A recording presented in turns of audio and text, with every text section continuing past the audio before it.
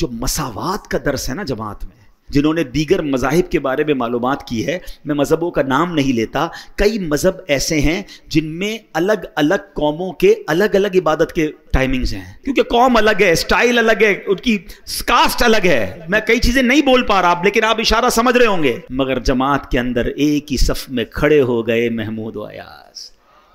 اربوں پتی بھی کھڑا ہے، اسی کا ڈرائیور بھی کھڑا ہے، بلکہ بعض اوقات تو ایسا بھی ہوتا ہے کہ سیٹھ مقتدی ہوتا ہے اور جاب کرنے والا امامت کر رہا ہوتا ہے. وہ سیٹھ کہتا ہے پیچھے اس امام کے، ارے ایسا منظر دنیا میں کدھر ملتا ہے کہ علماء ہوں، حفاظ ہوں، بچے ہوں، بوڑھے ہوں، کسی بھی جناب رنگ و نسل سے ہوں، افریقن ہو یا عربی ہو، گورا ہو یا کالا ہو، اللہ کا بندہ ہے، مسلمان ہے، وہ ایک صف میں کھڑے ہو کے نماز پڑھ رہا ہے. پوری دنیا میں یہ منظر آپ کو کسی اور ریلیجن میں نہیں ملتا جو مسلمانوں کے اندر مساوات کا درس ملتا ہے، یگانگت کا درس ملتا ہے. یہ سرکار کے امتی ہونے کا احسان ہے ہم پر. جب یہ منظر میرے رب کی رحمت ملاحظہ کرتی ہوگی، کیسی رحمتیں برستی ہوں گی. اور نماز قضا ہونے کا تو تصور بھی نہیں ہونا چاہیے، یعنی یہ تو ہماری ڈکشنری میں نہیں ہونا چاہیے کہ نماز بھی قضا ہو سکتی ہے. یہ پاسبل ہی نہیں ہے.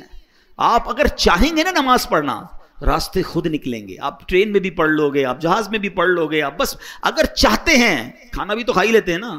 لوگ کہتے ہیں یار 4 نمازیں تو پڑھ لیتے ہیں، فجر نہیں ہو پاتی. کیوں بھائی؟ کہتے ہیں آنکھ نہیں کھلتی. بڑا عجیب بات ہے، تمہاری فجر میں آنکھ نہیں کھلتی. کبھی ایسا ہوا کہ صبح 7 بجے کی فلائٹ اس لیے مس ہو گئی ہو کہ آنکھ نہ کھلی ہو؟ 7 بجے کی فلائٹ تھی تو رات تو سویا ہی نہیں تھا میں حضرت، خوشی کے مارے 4 بجے ایئرپورٹ پہنچ گیا تھا. کبھی 8 بجے صبح آفس کی کوئی امپورٹنٹ میٹنگ مس ہو گئی ہو. اسکول پہنچ جاتے ہیں ٹائم پہ، کالج پہنچ جاتے ہیں، نماز ہی مس ہوتی ہے، آفس میٹنگ پوری ہو جاتی ہے، فلائٹ ٹرین سب ملتی ہے. اس کا مطلب کیا ہوا کہ جو امپورٹنس فلائٹ کی، ٹرین کی، میٹنگ کی ہے، وہ امپورٹنس آپ کی زندگی میں نماز کی ابھی ہوئی نہیں ہے. ورنہ کچھ بھی ہو جائے نماز کیسے چلی جائے.